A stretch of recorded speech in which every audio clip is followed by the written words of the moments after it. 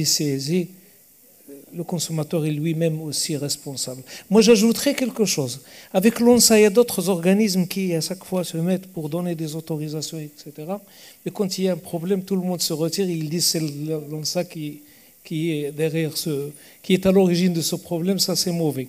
Donc, nous كنقولوا هنا الصراحة بعلمية وعلميا وكل شيء. ياك السي نجيب ظهر لي. C'est ce qui se passe dans le terrain.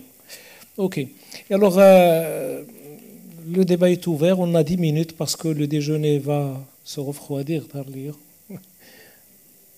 Il y a un déjeuner marocain qui vous attend. C'est Karim Louali. Le micro. Ouais. Bonjour tout le monde. Alors moi je salue toujours l'enthousiasme avec lequel CSI défend son institution. J'aime bien ton patriotisme. Alors c'est vrai que l'ONSA n'est pas responsable de l'informel, alors que c'est l'informel qui est responsable des maux de la population. Et c'est vrai que l'éducation de la population est un point essentiel. Moi j'aimerais bien lui poser la question, pourquoi l'ONSA ne ferait pas de l'éducation pour la population ? Moi, je pense que ça devrait être dans ses attributions, c'est-à-dire elle ne peut pas contrôler l'informel. Et je trouve que faire de la sensibilisation directe, il suffit de choisir les bons canaux, on en a aujourd'hui, et les bonnes personnes qui savent transmettre le message.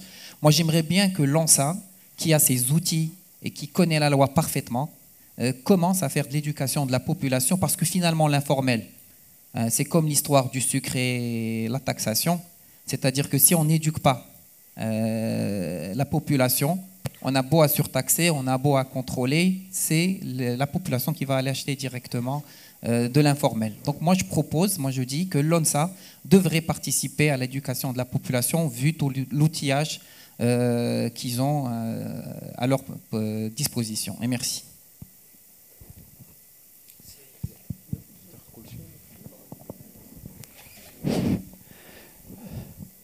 Voilà, je vous remercie de votre question.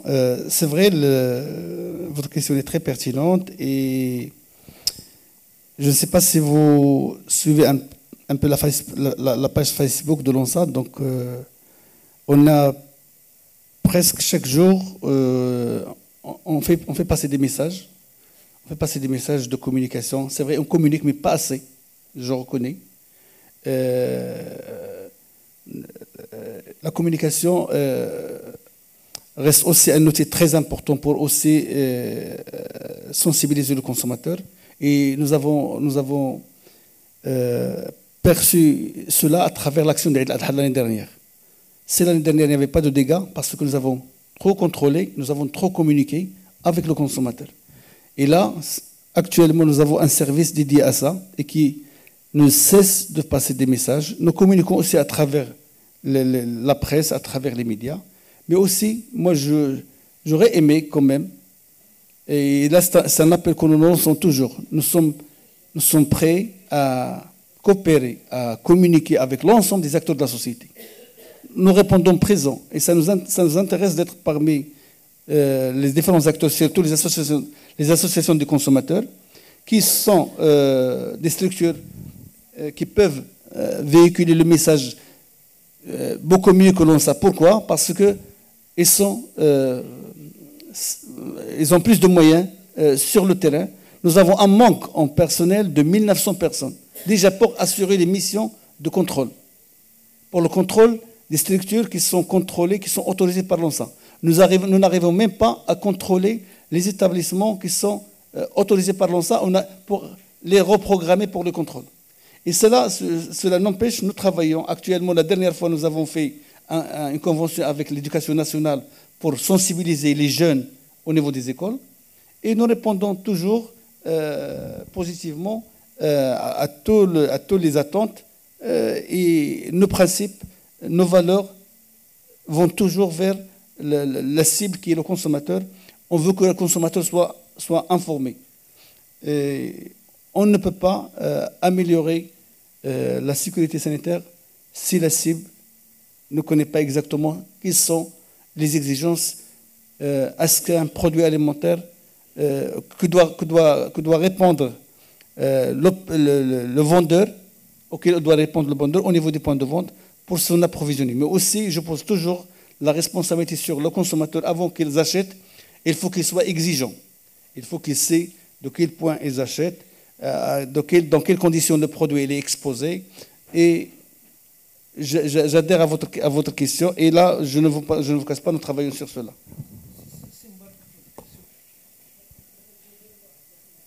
Oui, micro. Est-ce que les fast-foods sont contrôlés par l'OMSA ou par le bureau d'hygiène?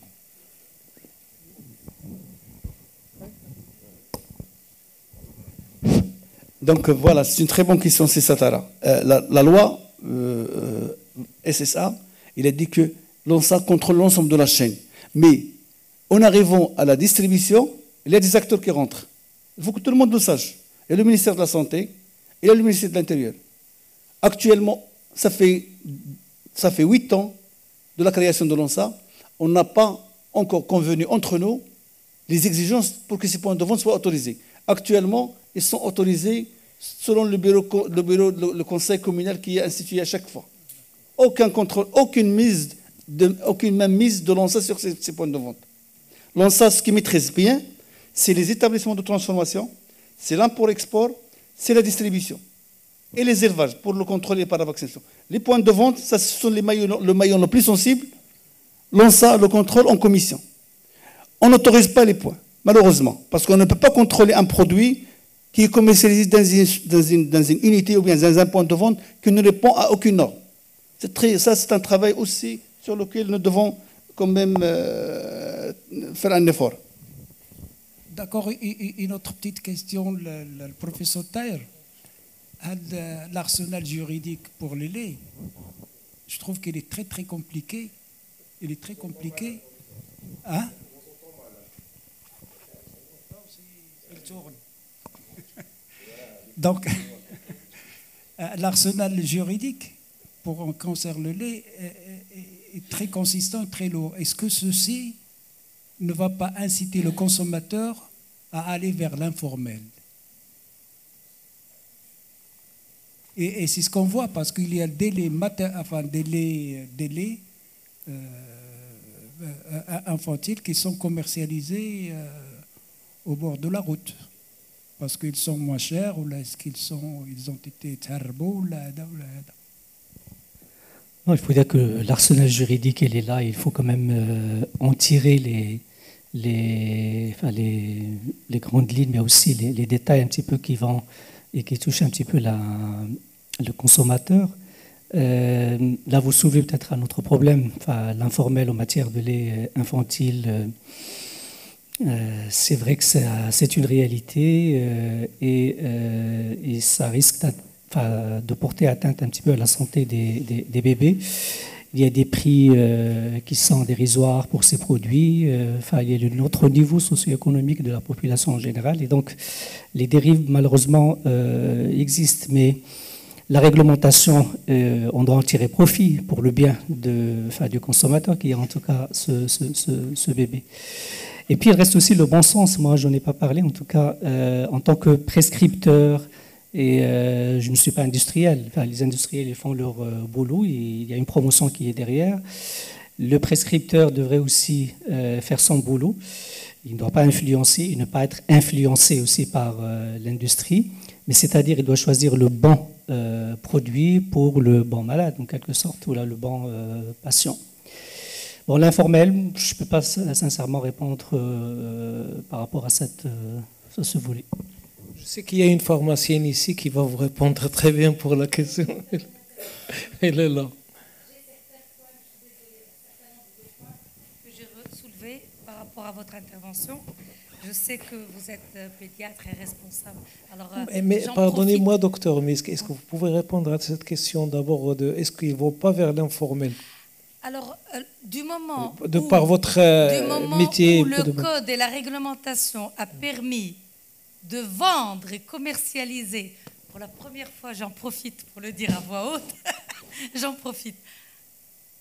Une fois qu'on a permis au lait maternel, enfin au lait de substitution d'être vendu dans les grandes surfaces et être stocké dans des hangars avec les autres produits alimentaires, je ne sais pas quoi, là, toute les autres points de cette réglementation, quelque part, entre guillemets, sont tombés pas à l'eau, parce qu'il y a eu beaucoup de travail derrière, mais on a été un peu dégoûtés, un peu indignés, parce que, et aussi, on a récolté, malheureusement, les pharmaciens récoltent toujours des problèmes, parce que lorsque il y a une mauvaise...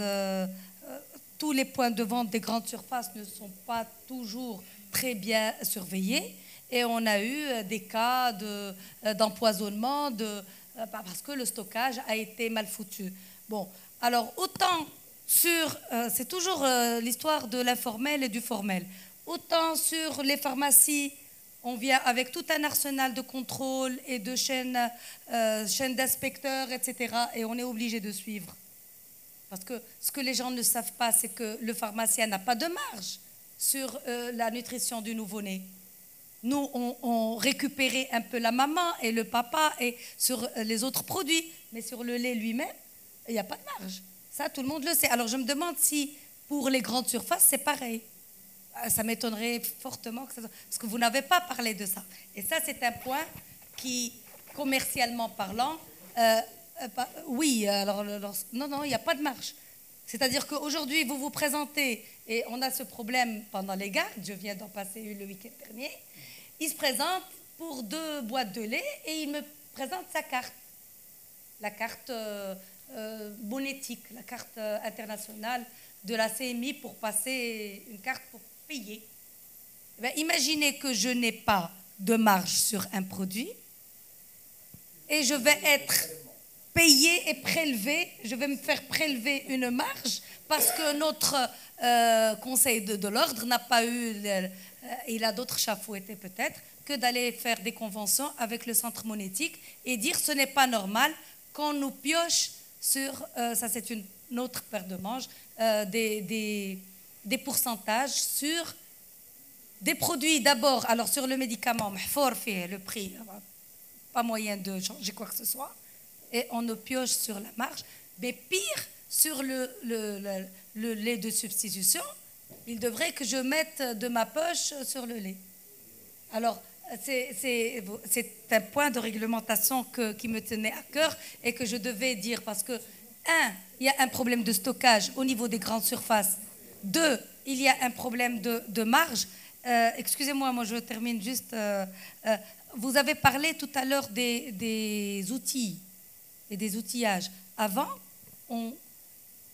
on avait et on recevait les carnets de santé, les fameux petits carnets de santé pour les nouveau-nés. Alors, je connais c'est les laboratoires de lait infantile. Maintenant, du moment que nous ne sommes plus leur cible, c'est plutôt les grandes surfaces, ben, plus personne ne vient nous.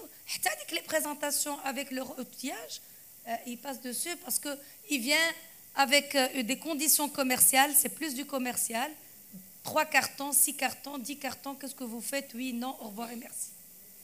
Alors qu'avant, c'était très intéressant de recevoir, parce qu'on recevait aussi les petits carnets de vaccination, les petits conseils destinés aux mamans, etc. Alors là, ça nous pousse maintenant, aujourd'hui, à faire leur travail, parce que quand vous dites qu'ils n'ont pas le droit de donner d'échantillons, à la bonne heure, il en profite. C'est l'industriel. Il ne donne plus d'échantillons. Ils ne donnent plus de produits gratuitement. Je ne sais pas si c'est pareil pour Goutte de lait à Casablanca, parce que je crois qu'ils en profitent quand même, et heureusement. Donc, à Homa, ils détournent. Shift soit, je ne sais pas comment ils font. Mais au lieu qu'on oblige ces gens-là à donner, au moins pour les maternités ou les centres où il faut, genre Goutte de lait, non, moi j'aurais bien voulu, mais je suis interdit d'eux. Donc c'est une réglementation à double tranchant. Alors j'ai fait un peu le tour. Docteur Misk, s'il vous plaît. Ah oui, mais il faut poser la question. اجي نسولك دكتور ميسكو علاش كتاخذوا من عندهم انتم داك اللي كتبيعهم ما تاخذوهم وشجعوا لا ليطمو ماتيرنيل. Aujourd'hui c'est ce qu'on fait. Voilà, شجعوا لا ليطمو ماتيرنيل. Lorsqu'il parle de, c'est mon dernier point, du HA. Le fameux lait HA, ou la hypoallergénique, Est-ce qu'il est vraiment hypoallergénique? Ça, c'est la grande question. À la fin, pour poser la question au professeur, j'espère avoir une réponse, parce que moi, je n'ai pas de réponse à donner claire. Oui, non. Alors peut-être pour les autres remarques, moi aussi j'adhère à toutes vos réflexions. Je suis peut-être mal placé pour répondre par rapport à l'informel, par rapport à ce que font un petit peu les distributeurs, les industriels. Mais c'est-à-dire, moi je suis prescripteur, je suis professionnel de santé, je dois recommander peut-être un produit X ou Y en fonction un petit peu des situations. Bon, désolé, je n'ai pas de réponse pour ça. Mais sinon, pour les laits HA, c'est des laits effectivement hypoallergéniques qui ont un certain nombre de caractéristiques, c'est-à-dire que c'est des laits avec des protéines partiellement hydrolysées. On retrouve quand même des chaînes de polypeptides, mais c'est-à-dire des chaînes réduites, ce n'est pas comme les protéines entières. Et l'idée derrière, c'était en proposant justement ces laits à protéines partiellement hydrolysées, c'est d'éviter la déclaration d'une allergie chez un enfant qui est prédisposé. C'est-à-dire la recommandation ou la prescription de ces laits, c'était en tout cas des laits qui étaient destinés à des enfants qui ont un terrain atopique. C'est-à-dire quand la maman ne peut pas allaiter ou qu'elle doit introduire un lait artificiel, on lui conseillait un lait hypoallergénique. Ce n'est pas un lait anti-allergique, ça c'est différent. Parce que vous avez les hydrolysants de protéines de lait de vache, c'est des laits qui sont hydrolysés d'une façon extensive. Là, ce sont les laits indiqués quand l'allergie se manifeste. Donc il y a la nuance. Il faut dire que même pour ces laits HA, l'indication actuelle, voilà, elle a été revue et il paraît que on exigeait auparavant un minimum de 6 mois de suivi de ces laits HA pour éviter tout ce qui est dermatite atopique, tout ce qui est manifestation allergique.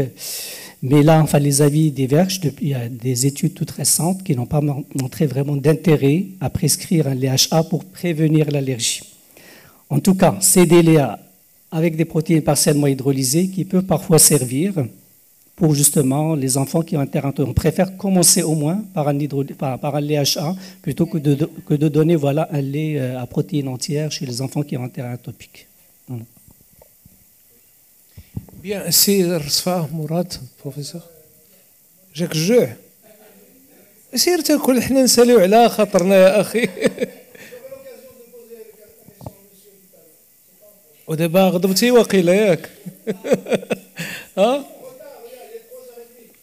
Vous avez une question, monsieur, derrière professeur Rasfa? Personne. Alors on va aller déjeuner, Inch'Allah. Hein? Quelqu'un au fond, oui, il y a quelqu'un au fond. Mais vite fait, s'il vous plaît, vite fait. Allah yakhlik. C'est sûr pour vous.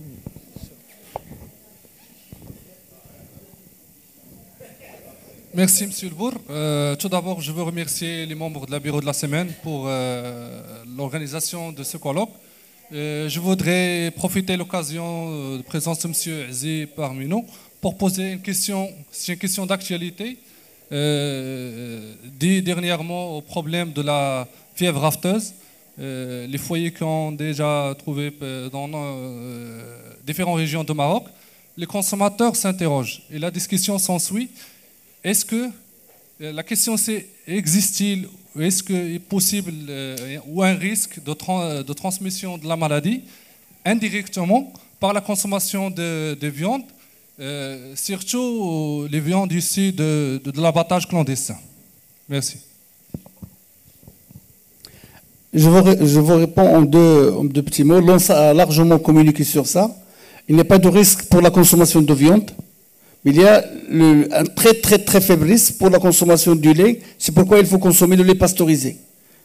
Toujours on conseille à ce que le lait pasteurisé soit et éviter les laits de colportage. Pour la transmission par la viande, c'est presque négligeable. Voilà. Merci. Bon appétit, ça se passe à côté, à droite, en sortant de la porte du bas.